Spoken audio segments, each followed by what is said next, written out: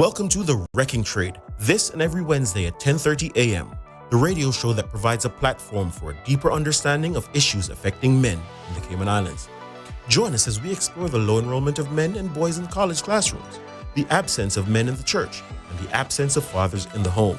Join the conversation as we help men find their place in the modern world. Through engaging interviews with experts and members of the community, we provide a clear picture of what healthy masculinity looks like as an example for boys and girls. Our mission is to provide a voice for men, to help them navigate the challenges that they face and provide hope for a brighter future. So tune in this and every Wednesday at 10:30 a.m. and join the conversation on The Wrecking Trade. Together, we can make a difference in the lives of men and boys in the Cayman Islands. Brought to you by Oscore Fitness, strong inside, powerful outside, and the Bellagio Salon and Spa, where beauty is reimagined. For more insightful content on important topics like this one, explore the YouTube channel, The Wrecking Trade. Please like, share, and subscribe to stay updated on our latest discussions. Also, click the link on the screen to support the channel.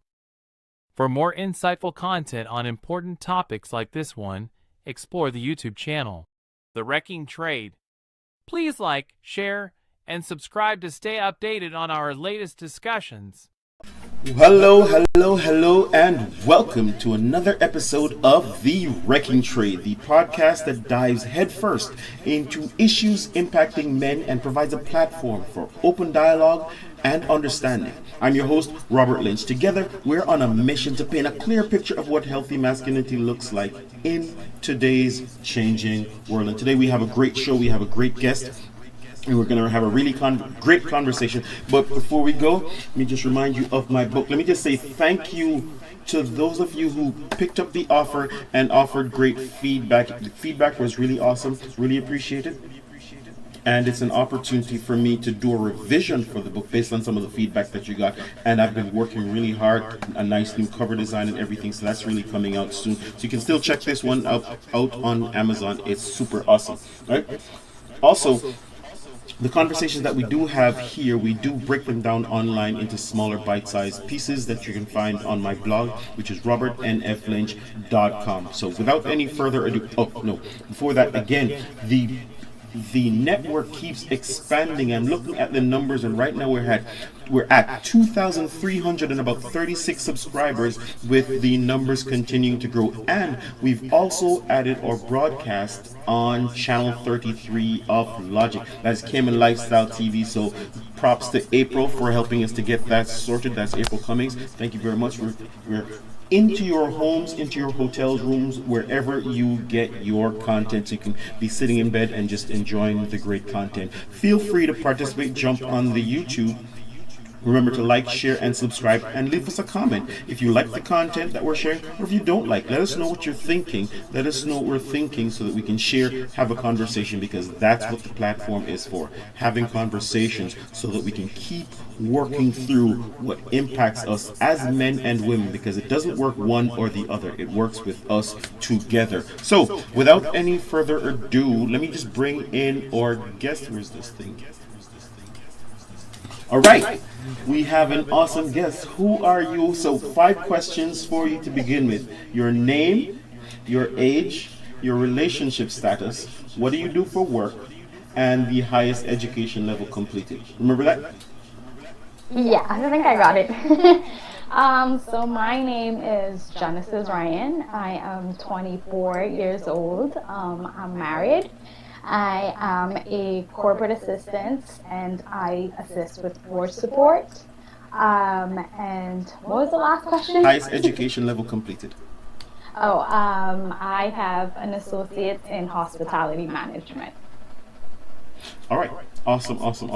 Appreciate you sharing that. And a couple questions that we like to ask at the beginning. What is your definition of masculinity and femininity? So, it's really interesting when you ask me these questions. Masculinity and femininity to me means these attributes that females and males have that make them a male or make them a female. For example, I would say for a male, one of the attributes would be leading with confidence in a humble way, like God created us to be. And for a woman, it would be, or I am the type of woman to be observing and providing feedback in a gentle manner, I would say. All right, awesome. And just to do some quick I can't hear you. All right, thank you. Just to do some quick housekeeping, if you can hear me on the stream, if we're echoing, just give me a heads up. Let me know what's going on. Let me know what you're experiencing on your side. I want to make sure that you're having the best experience as we're going through this conversation. All right, so just hit me up on the chat. Let me know what's going on. Thank you for that. So masculinity and femininity for you, there's a clear divide, yes or no? I mean, yes, of course. You know, I'm a person of God, you know, and I always look to the Bible for answers. And like the beginning says, you know, God created the man and to lead, and created the woman to assist and help, and that's definitely how I see myself, or I'm growing to be awesome into this person, you know. You're growing to be that person. You said you are in the church, and you also recently got married, so I'm imagining that's a path, that's a journey. How would you describe yourself, or when did you start on this path, on this journey? So, I mean, I've always been a Christian since a young age. My parents raised me in church. So I've always known of God, you know, and I've always looked to God for guidance in everything that I do. I have had times where I've had a bit of doubt, or I've distanced myself from God. But as of recently, you know, I actually got baptized, and I'm going to church, and have a church family that they're very special to me, and I have a lot of their support, and it definitely helps me to keep on that path. I think having that family support or that church support definitely helps you, you know, to get closer to God, and to pull you in whenever you feel like you are slipping away. I've had my instances where when I first started going back, you know, I really felt down. I really felt like I couldn't go, and of course I had my best friend call me and say, you know, these are the times that you have to show up, and you have to be there, and you're going to see that the reason why you were feeling this way is because the devil wanted to keep you away from what was going to happen today at church, you know. So ever since then, every time I feel down or whatever, I always try to go for God for guidance, and of course always try to go to church and just, you know, be in his presence and ask him for the guidance and the wisdom. And in terms of a marriage, as a young age, has the man always been the leader in your mind? Have you always followed his lead? So it's actually pretty interesting, because I grew up in a very interesting home. You know, my mom and my dad, I've always seen them together. My dad has always been the provider financially, so he always made sure that my mom, my sister, and I always had everything that we needed at our disposal, and I'm so grateful and thankful for that.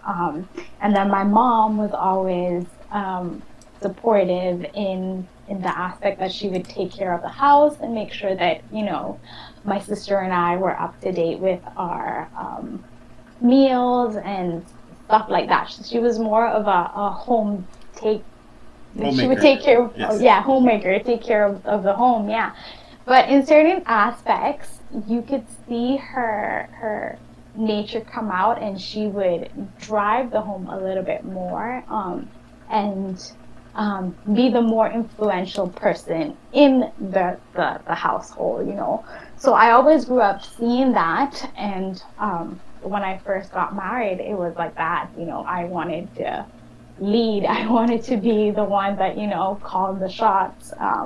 But as of recently, I've been getting closer to God and really trying my best to, let my husband take the lead. And whenever there are certain situations where I feel like, I really want to be the one to take control, I just, in my mind, I ask God, God, please give me the wisdom, please give me the strength that I need, and let it go.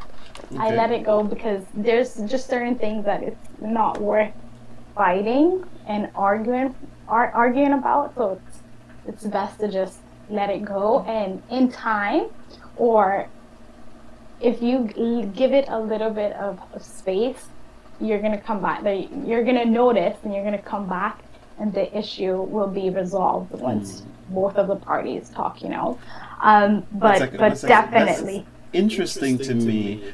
I'm wondering at what has brought you to this place to make that decision to go, I saw my mother leading out in some places, but I also saw the setting of her being the homemaker, and I appreciated those things. But here you're making a conscious decision to step back and not try to take the reins and try to lead. What's brought you there? So my best friend and I have been having, I don't know, it's just so weird because recently she's been bringing it a lot to my attention. And every time we sit down, she always says to me, this is not how life is supposed to be, She tells me, the Bible says that women are supposed to be at home taking care of the family, and male, the man, should be out there providing for their family. So it kind of has started to resonate within me, and it has definitely helped me to take a step back and then just realize, sometimes it's okay to just let go and let things be, and let him take control, because there's some things that maybe he's much better at dealing with than I am. I know that as women, or as myself, I can get a little bit more emotional, whereas he is a little bit level-headed, and he will see things differently. So I always go to him, and I always, when I'm having a difficult time, or a difficult situation has arise, I'm really, what's the word? I'm really emotional. So I go to him because I know that he will try his best to give me the best solid advice that he can, but it's very neutral. So it makes me feel like, okay, all right, let's just take a step back, and let's see how we can approach the situation differently. Interesting. You said he gives you the best advice that he can, but he remains neutral. Help me to understand that a little bit more. So, he would try to understand me, or he tries to understand me, and then so he's not telling you what to do. He's giving you advice and then allowing you to make your own decisions, and so you feel heard in the situation. Yeah, definitely. I mean, it's very interesting because I would go and I would vent and I would tell him, this is how I feel, all emotional, and he's like, okay, well, the first question that he always asks me is, what would you like me to do? That's always the first question that he asks me. But in the moment, obviously, I don't know. I really don't know. I always tell him, I want you to hear me first, and then let's see how you can help me. So he does that. He listens to me, and then hears the story, and sees, because he knows the type of person that I can be, and he knows that sometimes there's things that are just not really deep, but because of the way that I am, and it's something that I'm currently working on, because I'm a very I don't want to say soft person, but I'm very I take everything to heart in a sense. Yes, and he's the opposite. He's not like that. So he would always tell me, like, maybe it's not that way. Maybe it's not the way that you thought. Like, maybe let's look at it a different way. What about this way? So he's always like, and in the moment, I don't see it. I don't see it because I am upset. I am emotional. So I give it time. So someone And says then- something, it triggers your emotions, you get stuck in your feelings, and he kind of Yeah. helps you to pull away from that and see other perspectives. Yeah. Exactly. All right. And Go ahead. I'm not gonna lie, there's instances where like it's very difficult for me to get out of that. It takes him a minute. But like I must say, like I'm really thankful because if I don't have that like other person, like or my half not giving me or being honest and genuine about, okay, well, you know what, you actually messed up in this way, there's another way that things could have been handled, I would be in this loop of I know it all. And that's I definitely don't want to live that way, I want to be held accountable when I mess up. And that's what he does. Got you. So, but he's also patient with you. I'm getting it. You said it takes him a minute, so he has to Yes. work with you to work through Yeah. the emotions. But Yeah. you are receptive to it. You're open to it. You appreciate Yeah. it. All right. Yeah. Awesome. Awesome. Today we're going to be talking about boundaries and boundary setting, and when is Okay. that appropriate or is that okay for men? And we have a couple of things that we're going to be looking at right after this break. Welcome to The Wrecking Trade, this and every Wednesday at 10:30 a.m., the radio show that provides a platform for a deeper understanding of issues affecting men in the Cayman Islands. Join us as we explore the low enrollment of men and boys in college classrooms, the absence of men in the church, and the absence of fathers in the home. Join the conversation as we help men find their place in the modern world. Through engaging interviews with experts and members of the community, we provide a clear picture of what healthy masculinity looks like as an example for boys and girls. Our mission is to provide a voice for men, to help them navigate the challenges that they face and provide hope for a brighter future. So tune in this and every Wednesday at 10:30 a.m. and join the conversation on The Wrecking Trade. Together, we can make a difference in the lives of men and boys in the Cayman Islands. Brought to you by Oscore Fitness, strong inside, powerful outside, and the Bellagio Salon and Spa, where beauty is reimagined. Our mission is to provide a voice in the modern world. Here, I've been seeing it a lot on social. can go ahead, say something. Welcome to The Wrecking Trade, this and every... Audio output. Audio settings. Where's your audio going? All right. Technical issues abound when you decide to change something right in the middle of a show. So, all right, let me testing 1 2 3 testing. Control. Genesis is still here. Copy solo link. Unmute. All right, go ahead and say something. Hello? There you are. We've gotten audio back. Hello. Was so great. It was just getting cut off. Not sure why that was, but let's get right back into it. So the Okay. first part of the conversation, or the first thing that we're going to look at is, what do you think? Do you think it's you know what? Let me just go right to the Keke Palmer story. Where Okay. are you familiar with the story here? I've been seeing it a lot on social media. It's the one where she was wearing an outfit that was a bit inappropriate. I'm not sure if it's her boyfriend or her fiance commented something on it on social media. Yes.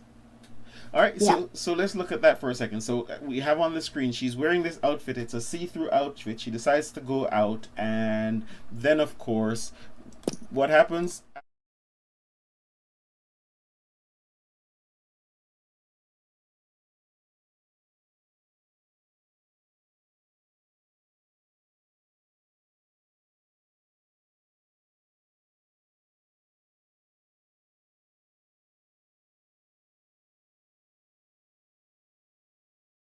that, and he says something out in public. Leaving that aside, do you think it's okay for? How would you feel if the situation were reversed there? Ooh. You're at home and you're watching your husband on stage gyrating with Beyonce. Let's go all out. It's Beyonce. Yeah. The way that maybe I would approach things, definitely not take it to social media. And before we get to the approach, we're just talking about the feelings and the emotions here. What do you the feel? feeling. Yes. Are you okay with that? No, I would definitely feel uncomfortable and disrespected. That's a Yeah, powerful I word there. mean, Why would you feel disrespected? Isn't it his own body? He can do whatever he wants with it. well, I recently learned that once you're married, you become one. So, I mean, I would feel very like disrespected because, like this is my husband, this is the person that I share a life with, share personal details and all of this information, and I know his body in a sense, and like I definitely wouldn't want another woman to be touching him or he be doing that type of those type of things with another woman publicly or privately, So definitely I would see it as disrespect for me in my eyes. Okay, so let's explore that. So some persons believe or have said that his discomfort with it is an indication of one, his insecurity and him being controlling. You think he's trying to control? Would in your case, would you be trying to control him right there? No, I mean it comes to like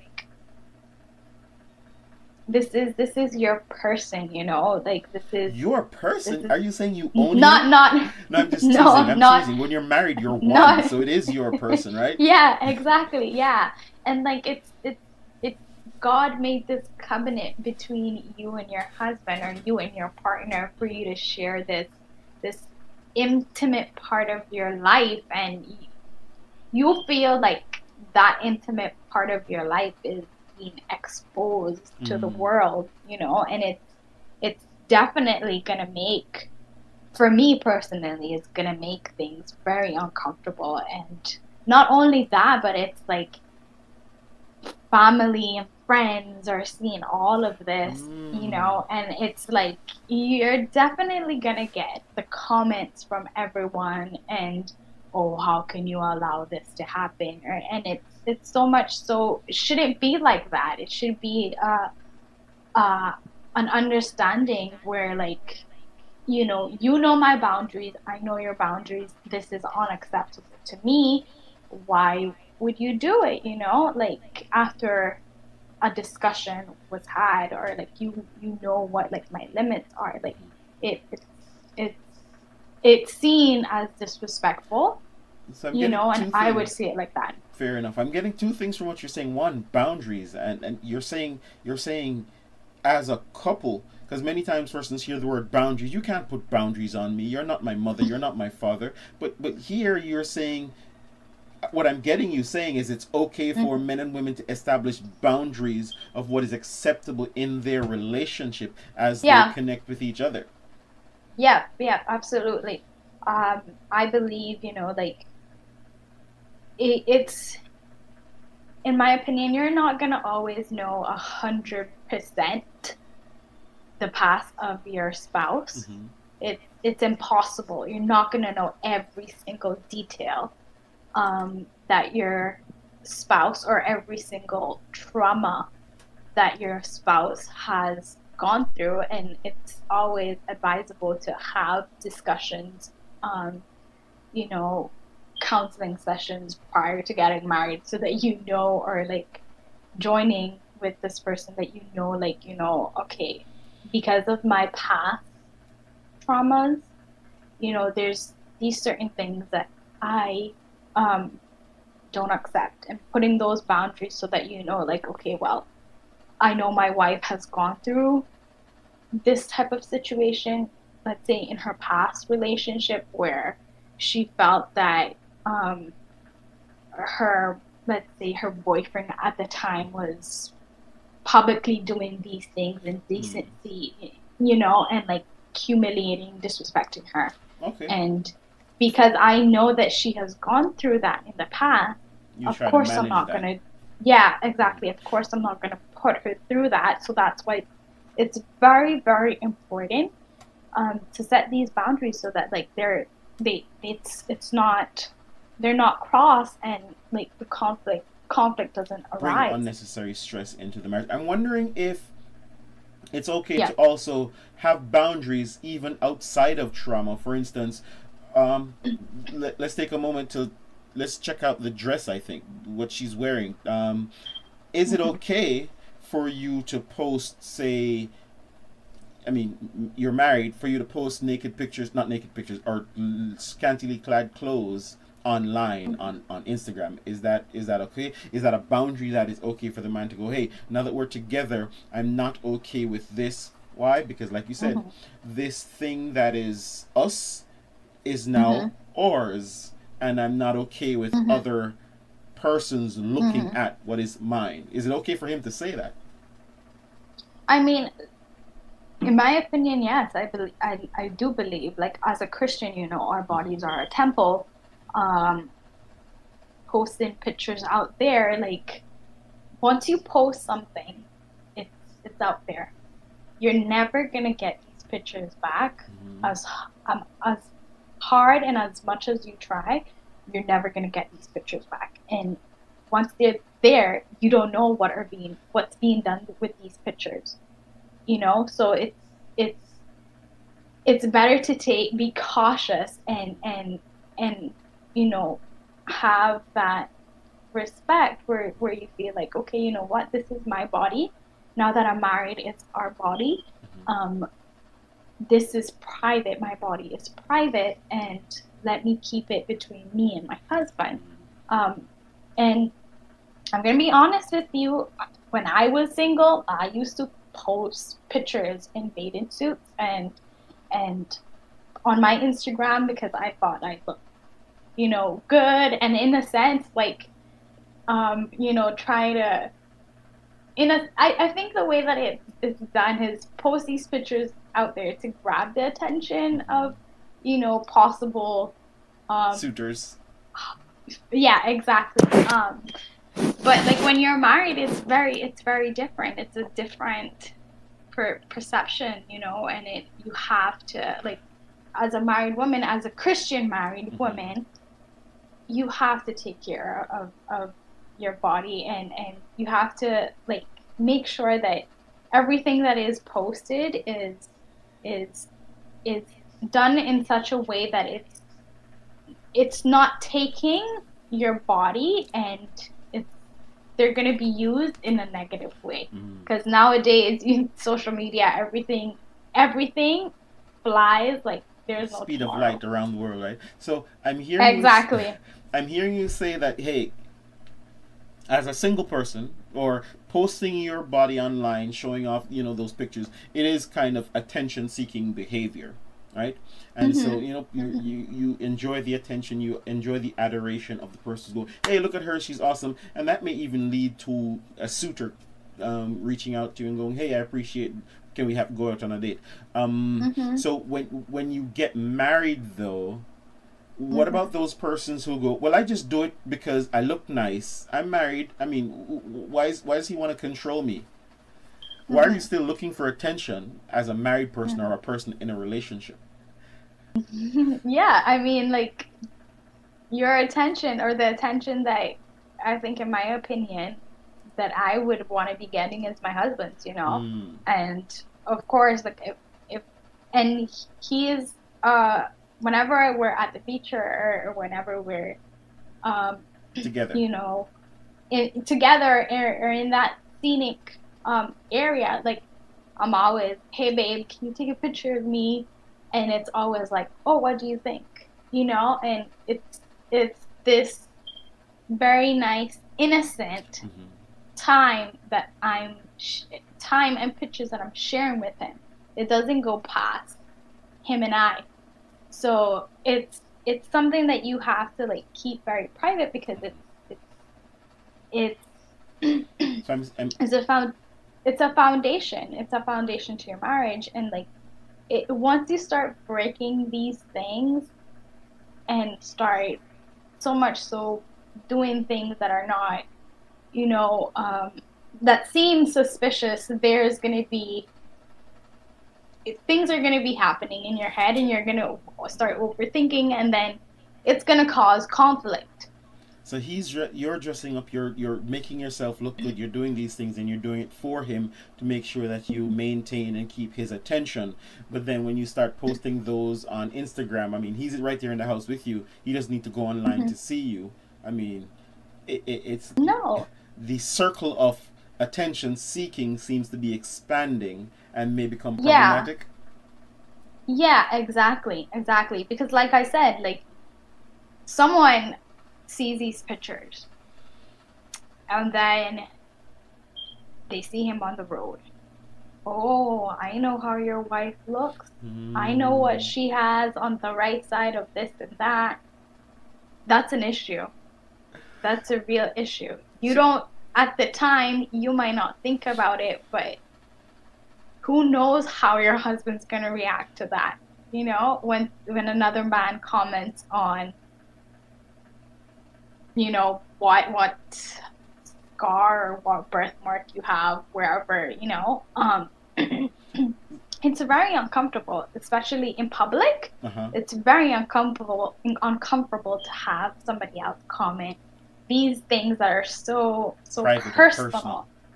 Exactly. Yeah. And it's interesting that you say that, and I appreciate you saying that. I'm wondering at what your thoughts are, or what would you say to the persons who go, why should he care about that? He knows I'm with him at the end of the day or whatever, and you know, she shouldn't be insecure like that. What would you say to those persons? I mean, like, to be honest with you, I've always been like a big believer in sitting down with my husband and like reassuring each other, you know, like whenever I have not doubts, but like whenever I have questions, whenever he has questions, we've made it a habit and a good habit to come to each other and you know and say, babe, you know, I had this situation happen, or I'm doubting it a little bit, and that's where like I feel like I step in and I said, you know what, immediately clarify the situation and give him reassurance, or he gives me reassurance, because it's horrible being in a relationship where you feel like, oh well, you should know that how is it that they put it, well, you shouldn't feel that way, you know, like you shouldn't have those feelings. But that's not fair for you to say that, because we're all humans and we all have feelings. But to sit down and address the issue and have it, resolve it, and give that reassurance that, you know what, okay, you're feeling this way, I completely understand, and I'm taking your feelings into consideration, and just know that nothing is going on, and like, you know, we are one. We're one at the end of the day. Yeah. It's interesting that you framed it that way, because my mind is drawn back to what you were saying earlier in the conversation, where you may be having a problem with a coworker or a friend at work, right? And they've said something that's triggered you, and you're stuck in your feelings, and he doesn't attack you and go, you shouldn't have those feelings. He works through your feelings and appreciates them, and then helps you to see another perspective. And I'm sure listeners, maybe women, were thinking, oh, that's such a great man, he is able to work through you. But then the same person might turn around and go, well, he shouldn't feel that way, that's insecure, and then minimizing the feelings that he's having there. So I appreciate you saying that, right? Yeah. I'm wondering here if what you're saying then is it's okay for a person to establish boundaries and to be able to share those boundaries and talk through them, and then when someone shares those boundaries, the goal is not to minimize or to reduce it. The goal is to provide the reassurance as necessary. because that's the person that you've chosen to walk through life with, whether you're in a relationship or whether you're just in a marriage. Mm-hmm. All right, awesome. So here, for the next thing I'm going to look at is Jonah Hill. He decided, or he tried to do the same thing, and it's an interesting juxtaposition because you said when you were single, this is what you used to do, right? And but when you got married, you decided to take an active stance to manage that because you wanted to respect your husband and provide him with reassurance to make sure that he knew that you were walking through life together. All right, so where's this thing, Jonah Hill? And not to cut you off, but there's just a part like this is all part of like boundaries of traumas before, you know, like, okay, like you have expressed to me your past traumas, you know, I know that these things are a trigger. Okay, why am I gonna do them to hurt you? You know, why am I gonna continue to hold on to the old person that I was? And it's interesting because I remember the pastor saying to me, or not to me, but to the congregation one time, that like, you are not the same person that you married. You're not. You married a single person, and now you're a married person. Yeah, and you have your perception, your perspective has changed completely, and you're not the same person. Interesting. So, interesting. And I appreciated something that you said also, in that it's not just the trauma, but also managing the perception of your partner in public. Because as you said, if your husband is working on a construction site or doing some work, and then there's a bunch of men who are just pointing at him and laughing, I know where all your person's parts are, then that's going to also cause emotional harm or damage. And it doesn't necessarily have to come from trauma, but here it is, you're in a situation where something that your partner is doing is currently causing you harm. Yeah. So why would you make the decision to do that? So, all right, great. Thank you for sharing that. So here we have Jonah. All right, now let me see if I can move this over here. There we are, between the two of us. All right, so we have Jonah Hill here, and in this conversation, or for some reason, they broke up, and she decided to put the whole conversation online, put the whole business on the street and whatnot. And so now it becomes property of the entire world. What's property? So he's trying to establish some boundaries in their relationship, and he's trying to say to her, okay, guess what? For us, sure, these are things that you used to do, as you said, as a single person. But for us to have the kind of relationship that we want, is that the right one? There we go. The kind of relationship that we want to be able to celebrate on together. Here he says in plain text, if you need surfing with men, boundaryless and inappropriate friendship with men, inappropriate modeling or posting pictures in bathing suits to post sexual pictures online, it is unstable places from your wild recent past beyond getting lunch or coffee with someone. He's saying that going out with, what do you think about keeping up with ex-boyfriends or going out with ex-boyfriends when you're just to hang out when you're as a married woman? I think that it's unappropriate. For me, it would be, it's very interesting because I've had this discussion with my husband. My husband has had this discussion with me, and it's very inappropriate. There's certain things that this person or this ex knows about you, you know, and like, you don't know how life might turn out. You don't know if this person still has feelings towards you. You don't know the true intentions of your ex, you know. And it's when you're married and your ex comes in and he might not, or she might not be potentially over you, there's always going to be that thing in the back of their mind that they're going to try and maybe possibly win you back. And you're definitely gonna see that. Like your husband's gonna see that, your wife is gonna see that, you know, and it's gonna create conflict. So like I'm a firm believer, you know, that like if it's in the past, it's in the past. It doesn't come back. All right, all right. So definitely, what about hanging out or going out with other men, having private Yeah. dinners? You and some guy at your job going out for dinner. Yeah, that's another thing too that definitely I would see as inappropriate. At the end of the day, this person, I don't know what their true intentions are.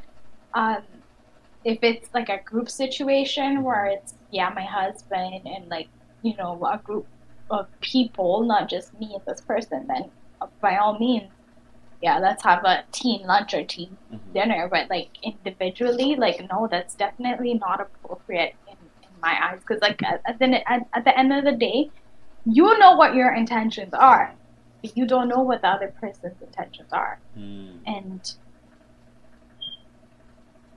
you don't want your partner to be thinking, well, I wonder what's going on, you know? You don't want that suspicion, and you don't want those thoughts, because once those thoughts come in, like, they cause conflict.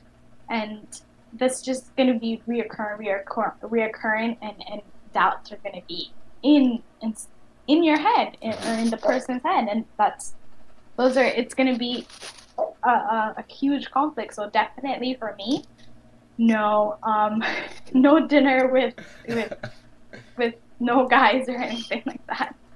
There no we go. friends, And no of guy course, friends. Clearly, we're not talking about those going, hey, no private dinners. Some of your single friends might go, but hey, why does your husband need to be insecure? Isn't he just a friend from work? But it's not really about insecurity though. It's about, like, again, to my point of we're one. Like, Yes. You don't want to be sharing your one with a single person, especially if it's a male.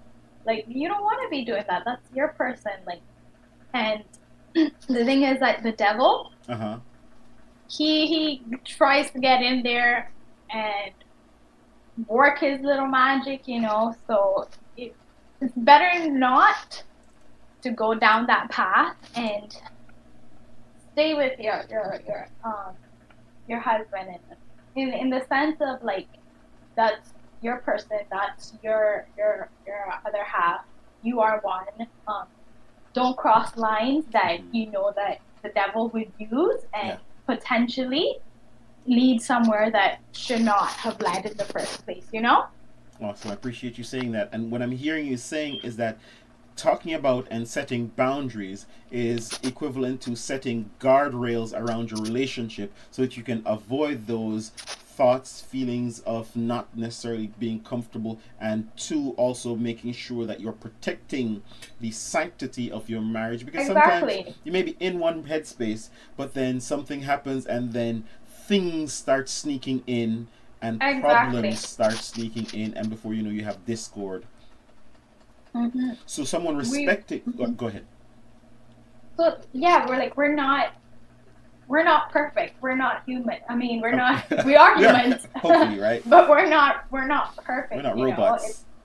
I cannot say to you that I'm never ever in my life from this day going forward that I'm never gonna sin. That's a lie. That will be me there sinning. You know? So it's like, to avoid these situations, just don't go down the road. So if you don't want the potential of going, drinking in a bar, then it might be safe to just not go to the bar. Yeah, exactly. Fair enough. Because the devil is lingering to try and find how he can get into your head, into your marriage, into your relationship. And if you take that first step thinking, you know what, no, nothing's gonna happen to me. Like, I'm on this path, I'm with God, and nothing is gonna happen to me. Yeah, you're definitely with God. God has you covered, but at the end of the day, like, the devil is still here. He is consistent. He's not something that's been made up, and like, things are just gonna creep in there slowly. For and sure. you don't want to be the one helping him to put things in there to go, you should not feel uncomfortable. Just trust me. I'm going to go out on this dinner. We're going to hang out for a while. And who knows? Maybe the car is going to break down, whatever's going to happen. And you should just feel okay with that, right? I haven't called you back yet because we've been out. There's no phone service. And all this time, you're having feelings, you're having emotional reactions. And it's just causing unnecessary problems, even if nothing is happening. Yep, exactly. So what happens then if someone is going, you know what, I'm not going to respect your boundaries. I'm an independent individual and you should just trust me. What's happening there? That's another conflict there. Like, you have to, when you are in a relation, when you first get into a relationship with a person, there's, like the pastor mentioned, you have to, like, get to know this person as well as you can, you know, set your boundaries, set your intentions, your morals, you know. And this is why it's very important that it's done at the beginning of the relationship, because once you're down that path or you're in the middle of the relationship and these start arising where, well, I don't care what you think, you know, like you're insecure, all of this, it's a very difficult situation. It's a very difficult time because you have invested so much time, so much energy, like you love this person, you know. And I think at that point you would just have to really, really, really, really, and try as best as you can, ask God for guidance and ask professional people for guidance. Fair enough. Because you're right, asking the wrong people can lead you to the wrong result. And here, Jonah, exactly. I thought his response was really awesome here, and so I even got confused as to why he's in cancellation mode. Because here it is, he's established these boundaries, and then he goes, I'm not the right partner for you if these things bring you happiness. If you still want to go post pictures of yourself, you know, surfing and hanging out with other guys, and that's what brings you happiness, that's okay. I support that. And there are no hard feelings. These are my boundaries for a romantic partnership. So if we're going to get into a relationship together, this is just my expectation. This is just what we think is going to help us to stay safe. And so he says, my boundaries with you based on the ways these actions have hurt or trust. So just like you said, it can cause trauma, it can cause unnecessary challenges. It can bring about situations. But then why do you think so many persons are going, he's insecure, he's controlling, he's doing this, when this seems so logical, so rational, so reasonable? He's not even upset with her. Yeah.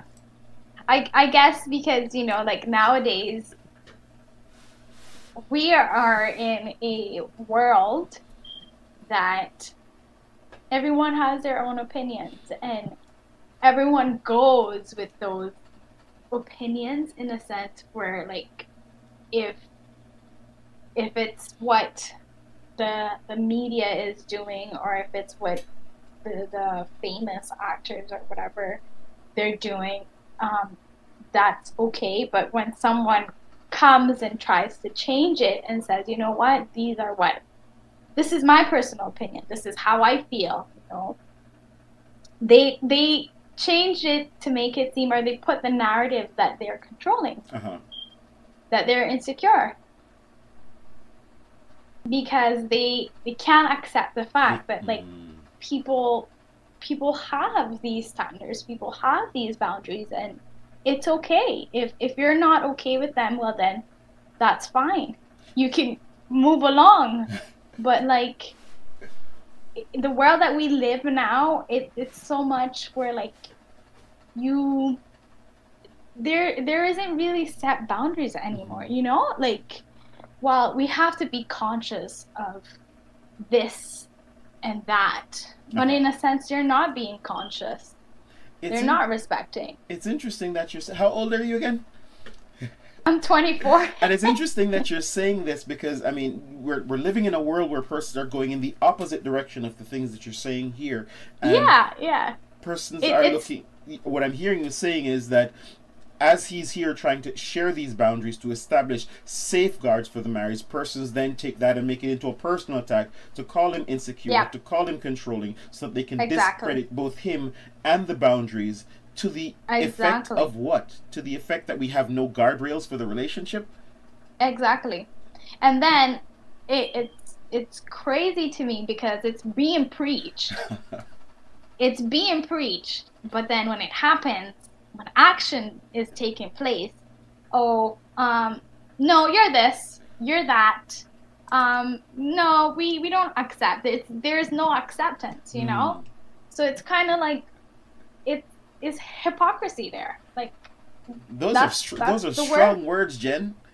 Yeah, I mean, because that's it the is world what it that is, we right? live in. Yes. This is really great. This is a great conversation. We're going to jump off into even deeper waters when we come back right from this quick break. Welcome to The Wrecking Trade, this and every Wednesday at 10:30 a.m., the radio show that provides a platform for a deeper understanding of issues affecting men in the Cayman Islands. Join us as we explore the low enrollment of men and boys in college classrooms, the absence of men in the church, and the absence of fathers in the home. Join the conversation as we help men find their place in the modern world. Through engaging interviews with experts and members of the community, we provide a clear picture of what healthy masculinity looks like as an example for boys and girls. Our mission is to provide a voice for men, to help them navigate the challenges that they face and provide hope for a brighter future. So tune in this and every Wednesday at 10:30 a.m. and join the conversation on The Wrecking Trade. Together, we can make a difference in the lives of men and boys in the Cayman Islands. Brought to you by Oscore Fitness, strong inside, powerful outside, and the Bellagio Salon and Spa, where beauty is reimagined.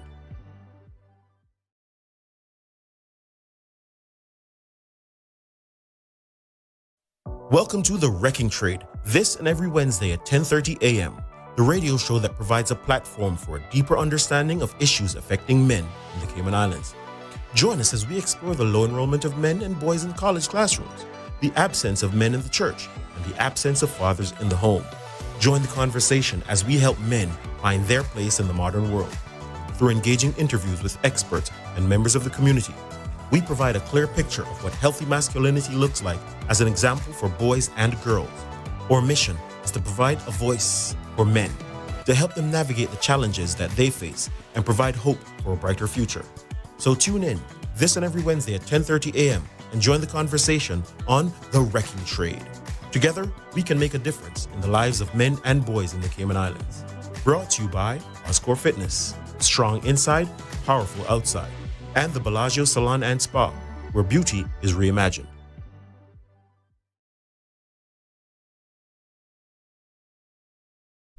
Okay, welcome back to The Wrecking Trade. We're having a really great conversation with Genesis Ryan, talking about is it okay to set boundaries and what boundaries actually do for relationships. We've been talking about the Keke Palmer situation as well as the Jonah Hill situation, and what we've come to is realizing that persons have gotten to a place where boundaries are seemingly not safe, they're not comfortable because they may challenge some things that we're already doing. I appreciated you saying earlier, Genesis, that you know what, when the things that we're doing that we used to do as single person, it's okay for us to be different persons now, because you are now not a single person anymore. You are a married person, or you're a couple, and as a couple, that should look different. As a single person, your primary goal is to protect yourself, to look out for yourself, to make sure that you have what you need.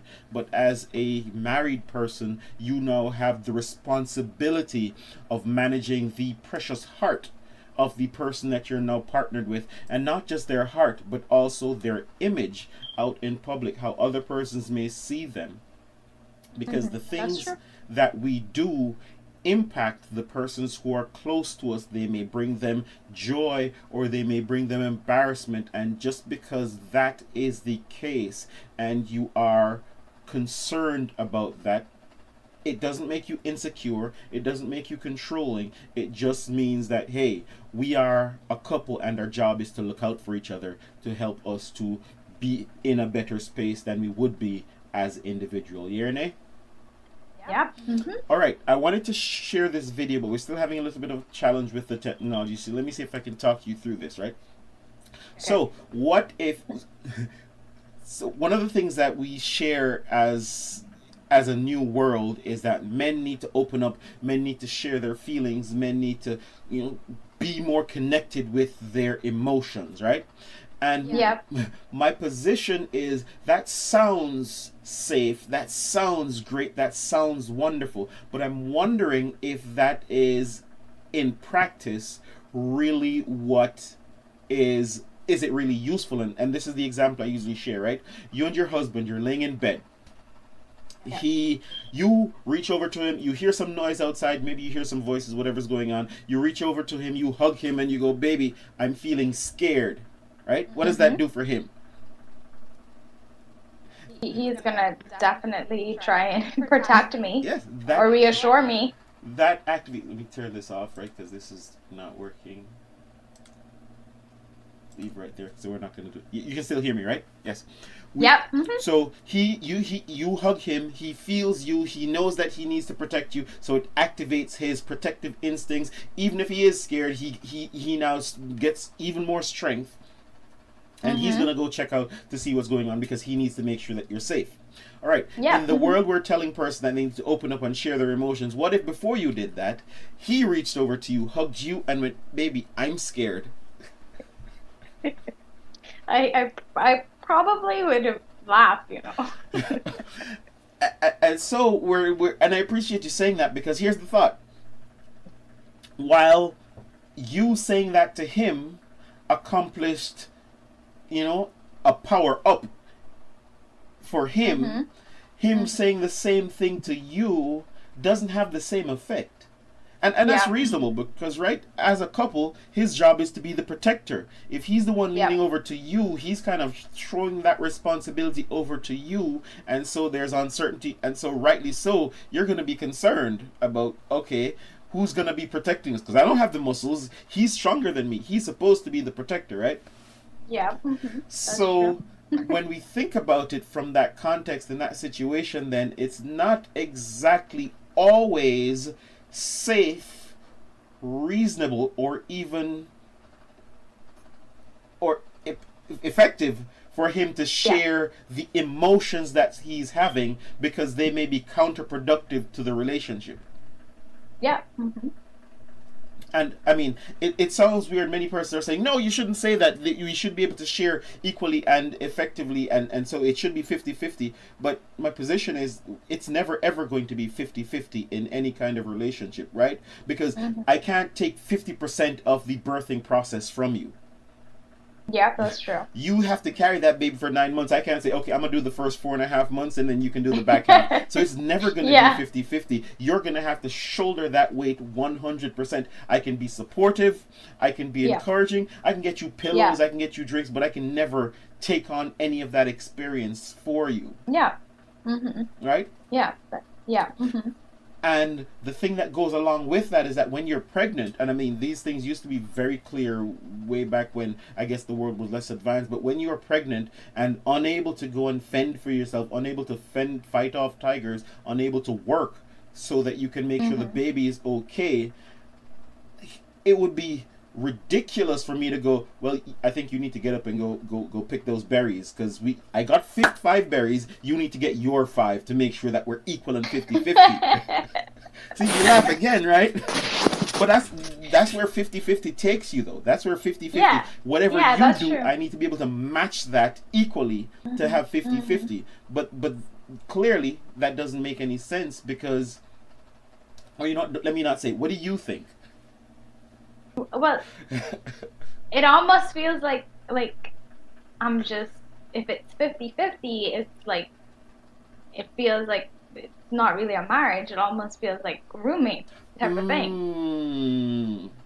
So you're just a roommate situation when you're supposed to be married. When do you see 50-50? You know what? We've put this 50-50 thought in relationships. Do you see this 50-50 concept working anywhere else?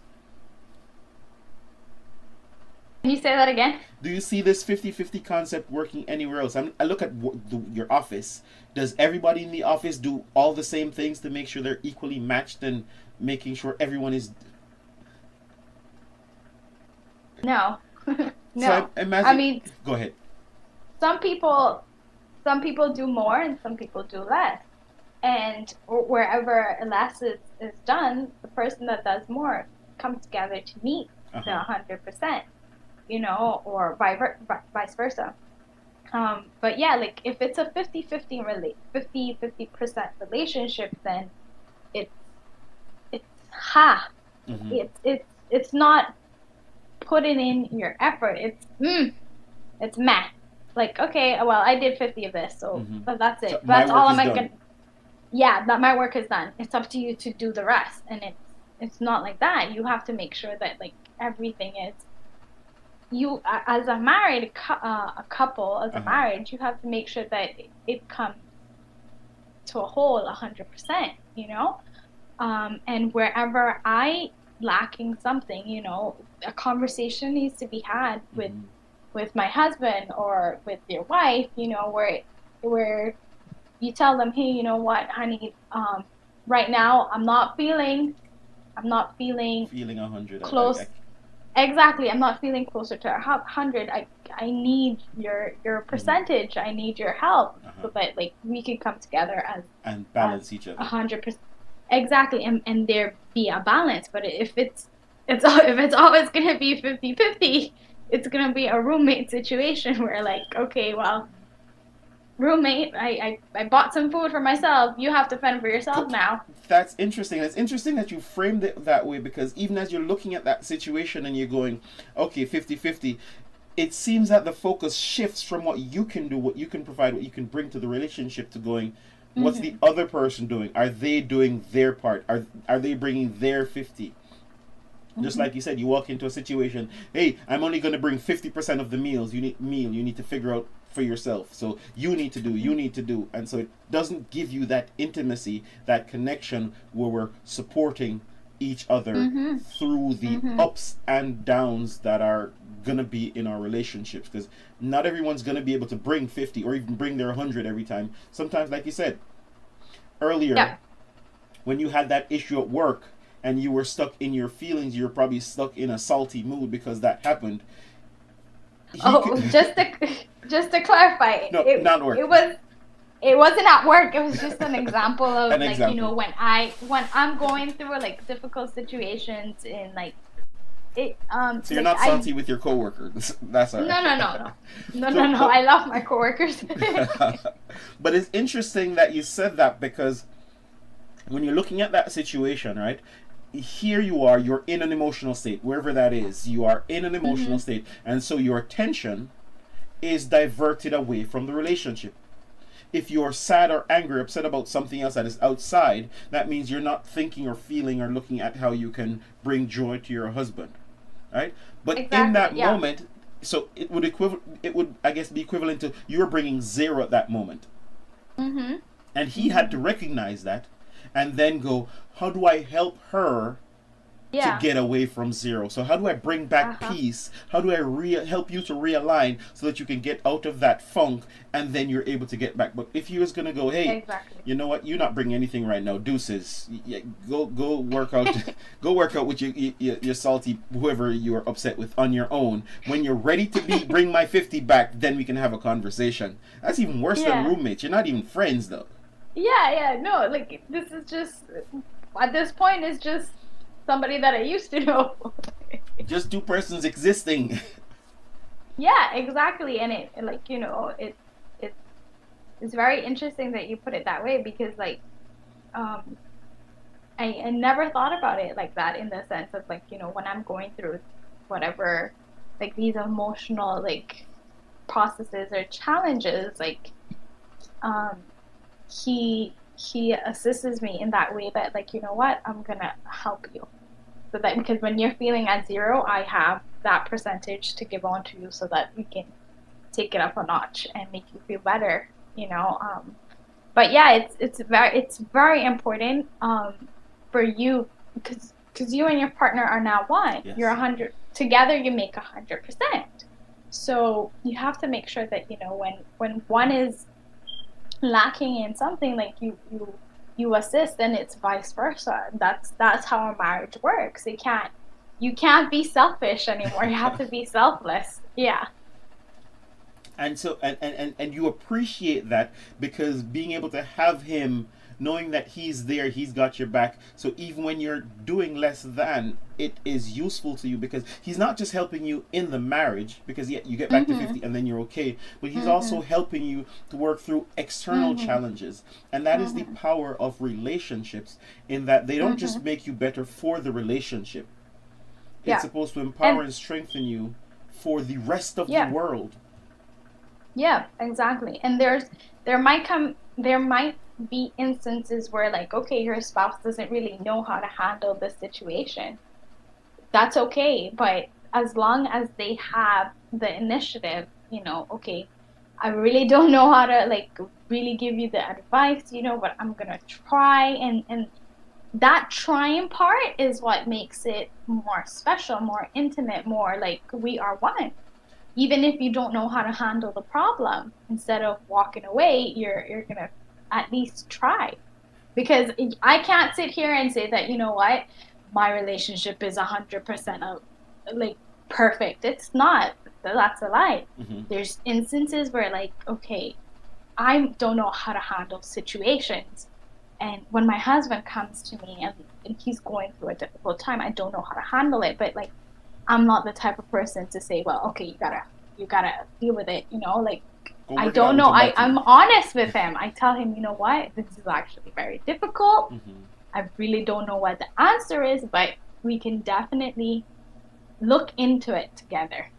So even though you don't know how to fix, solve, work through the problem, he still knows that you're there with him. He still knows that he has your support. Whatever the answer is, we don't have it, but at least he has you, and he can have that peace, that assurance, that exactly. But here's what you're saying. Here's what you just said, and it blew my mind. I'm saying, what did you just say? That are you saying intent matters? Because sometimes as men, we may feel like, hey, you tried but you failed, and that's all that matters. You failed. You didn't do it. You didn't get it right. But you're saying intent matters. Oh my, 100%. 100% it matters.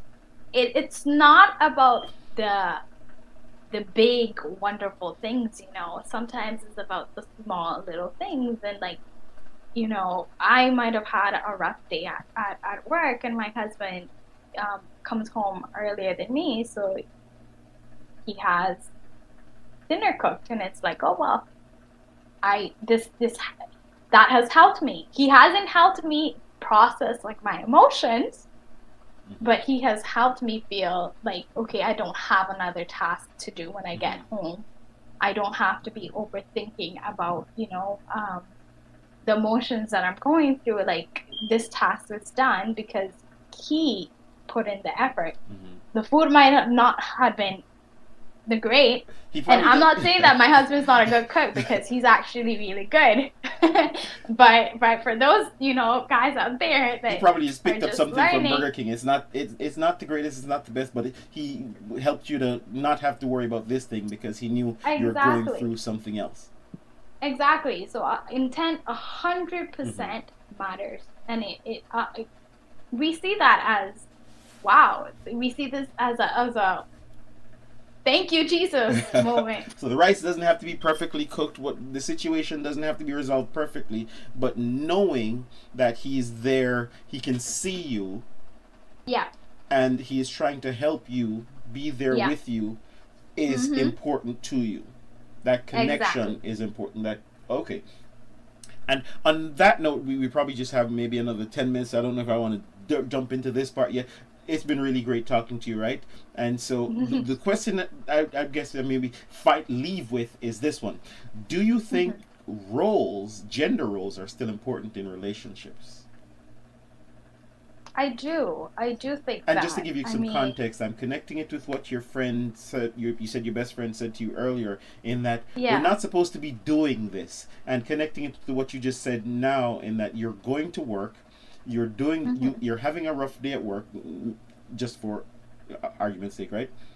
And now you have to come home and do something else, more tasks. And so if you're both going to work and working hard, having difficult days, how do you have the energy then to manage through those less than 50-50 situation where you just had a really rough day at work. You come home, your husband is having a 0 day, and now you need to muster up the energy to pour into him. How does that work? Wow. Well, I think in situations like that, what I normally tend to do is like I try my best to minimize any task and just have that one-on-one time with him and God. Because when we come together, both of us, and just focus our energy on God, like that's how we regenerate, and like doing these tasks. And I'm learning because I like my husband would say I'm a clean freak, and things like I might have a little bit of an OCD and things bug me, but like I'm starting to learn that sometimes these things are very minimal, and when he's not feeling 100, when I'm not feeling 100, well, let's just come together in our room, in our space. Let's try and make God our focus so that we can have that energy. Because energy that we don't have is going to be used in a, or the little bit of energy that we have is going to be used for things that are not as important as each one of us.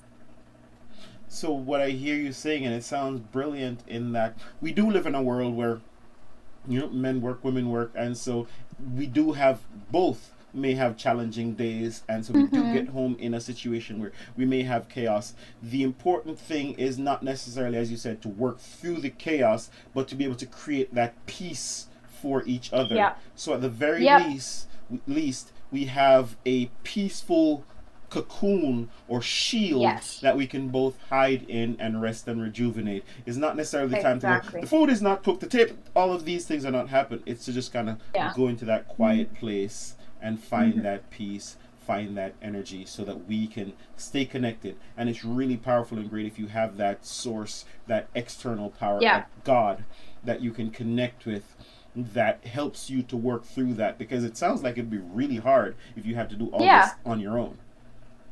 Exactly. Yeah. So it's very important for you to have that, like, once you are in chaos, you have to be aware of, okay, yes, I'm in chaos mode.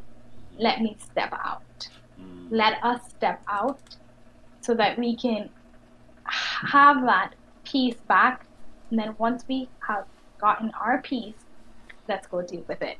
Because adding more, going back into that chaos, it's just going to be worse. It's going to make the situation much worse. It's not going to, and that's definitely something that, like, I am working on, and like my husband, like, he's really like great at, like, letting me know, like, just take a minute, or he's becoming more aware of when to say, when he sees that when I'm in those situations, he's like, what do you need help in?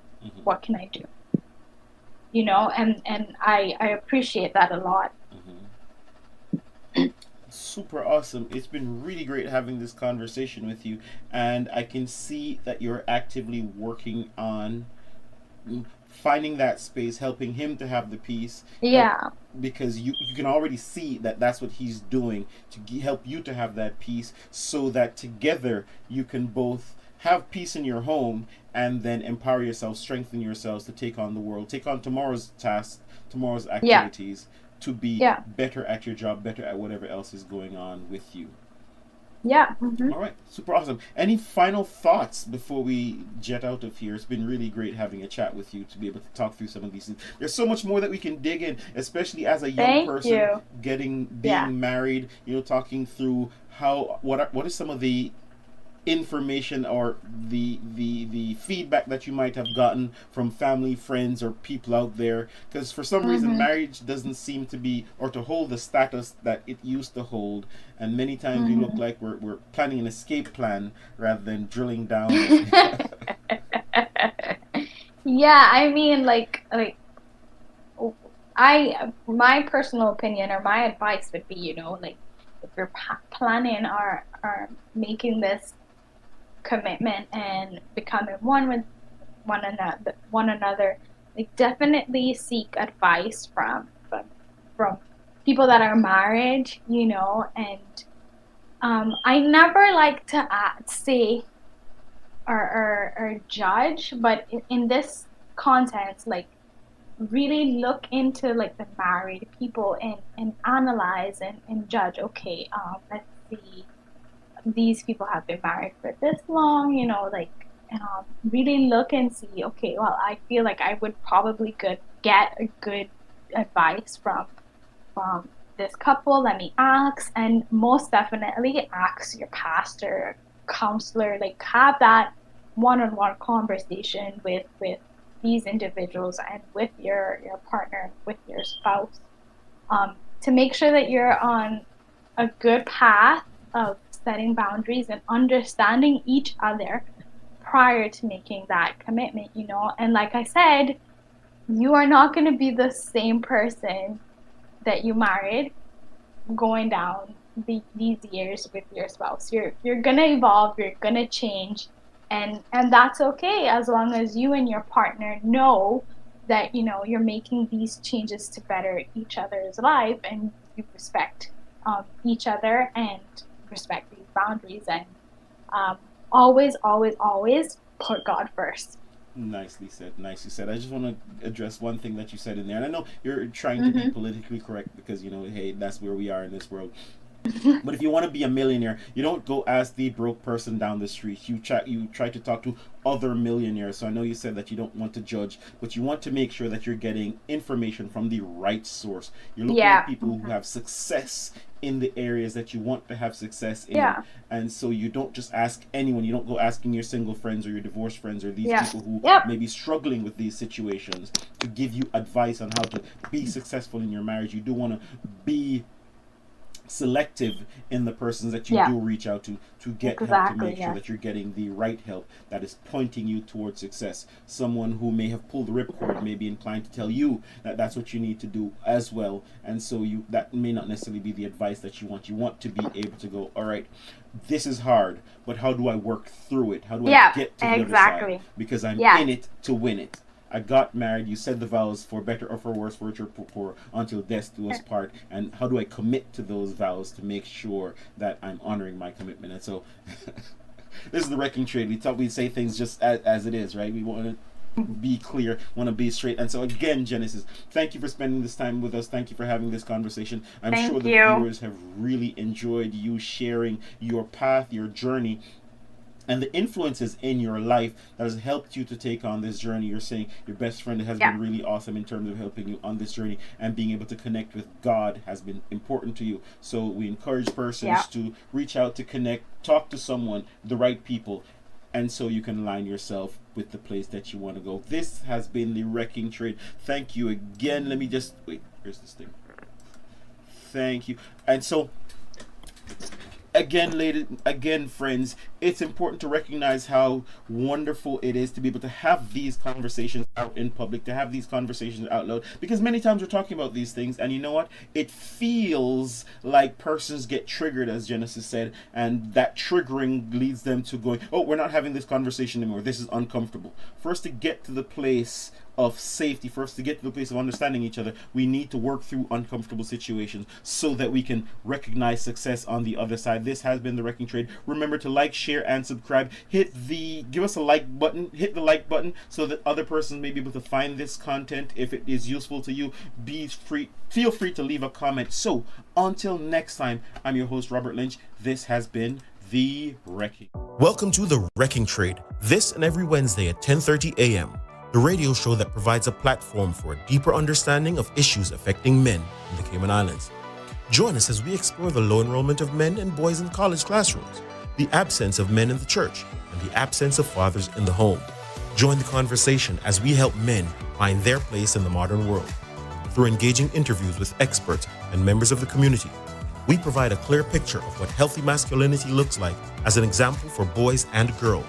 Our mission is to provide a voice for men, to help them navigate the challenges that they face and provide hope for a brighter future. So tune in this and every Wednesday at 10:30 a.m. and join the conversation on The Wrecking Trade. Together, we can make a difference in the lives of men and boys in the Cayman Islands. Brought to you by Oscore Fitness, strong inside, powerful outside, and the Bellagio Salon and Spa, where beauty is reimagined.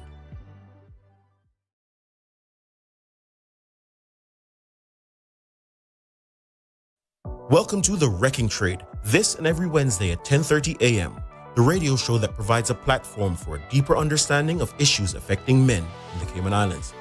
Join us as we explore the low enrollment of men and boys in college classrooms, the absence of men in the church, and the absence of fathers in the Hello, and welcome to another episode of The Wrecking Trade, the podcast that dives headfirst into issues impacting men and provides a platform for open dialogue and understanding. I'm your host, Robert Lynch. Together, we're on a mission to paint a clear picture of what healthy masculinity looks like in today's changing world. And today we have a great show, we have a great guest, and we're going to have a really great conversation. But before we go, let me just remind you of my book. Let me just say thank you to those of you who picked up the offer and offered great feedback. The feedback was really awesome, really appreciated.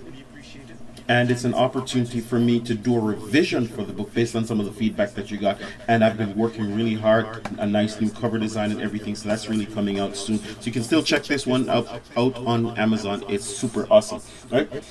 Also, the conversations that we do have here, we do break them down online into smaller bite-sized pieces that you can find on my blog, which is robertnflynch.com. So without any further ado, before that, again, the network keeps expanding. I'm looking at the numbers, and right now we're at 2,336 subscribers, with the numbers continuing to grow. And we've also added our broadcast on channel 33 of Logic. That's Cayman Lifestyle TV. So props to April for helping us to get that sorted. That's April Cummings. Thank you very much. We're into your homes, into your hotels, rooms, wherever you get your content. So you can be sitting in bed and just enjoying the great content. Feel free to participate. Jump on the YouTube. Remember to like, share, and subscribe, and leave us a comment if you like the content that we're sharing, or if you don't like. Let us know what you're thinking. Let us know what we're thinking so that we can share, have a conversation, because that's what the platform is for. Having conversations so that we can keep working through what impacts us as men and women, because it doesn't work one or the other. It works with us together. So, without any further ado, let me just bring in our guest. Where's this thing? All right, we have an awesome guest. Who are you? So 5 questions for you to begin with. Your name, your age, your relationship status, what do you do for work, and the highest education level completed. Remember that? Welcome to The Wrecking Trade, this and every Wednesday at 10:30 a.m., the radio show that provides a platform for a deeper understanding of issues affecting men in the Cayman Islands. Join us as we explore the low enrollment of men and boys in college classrooms, the absence of men in the church, and the absence of fathers in the home. Join the conversation as we help men find their place in the modern world.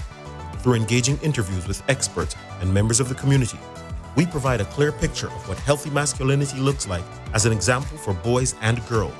Our mission is to provide a voice for men, to help them navigate the challenges that they face and provide hope for a brighter future. So tune in this and every Wednesday at 10:30 a.m. and join the conversation on The Wrecking Trade.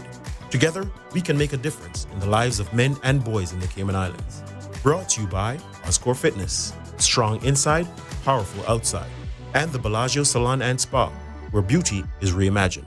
For more insightful content on important topics like this one, explore the YouTube channel, The Wrecking Trade. Please like, share, and subscribe to stay updated on our latest discussions. Also, click the link on the screen to support. Welcome to the Bellagio Salon and Spa, your one-stop destination for all your hair, nails, skin, and body needs. Located at 112 Cannon Place in Georgetown, Bellagio Salon and Spa is the epitome of luxury and relaxation. Come let us take care of your every need. Our team of skilled professionals is ready to give you a fresh and fabulous hairstyle, a revitalizing facial, or a pampering manicure. Experience the bliss of our signature spa treatments designed to cater to your specific desires. Let our therapists work their magic, leaving you feeling renewed. Don't wait any longer to treat yourself. Call us today at 943-5522 or 923-2255. Book your appointment and embark on a journey to ultimate relaxation. Bellagio Salon and Spa. Unwind, rejuvenate, and embrace your inner beauty. Book your escape now. Introducing Oscore Fitness Personalized Training System, the ultimate solution to